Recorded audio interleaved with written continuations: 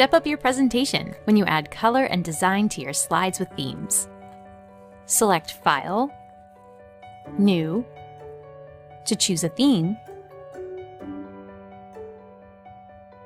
then select Create. Some themes have different color schemes. Select the Design tab and choose a color under Variants. Want to redesign an existing presentation? Change the theme from the Design tab under Themes. To choose a different color scheme, select from the list under Colors. Want a fresh new background? Choose Background Styles under Variants for a selection of backgrounds. Let's save this theme. Under Themes, select Save Current Theme. Name and save your theme.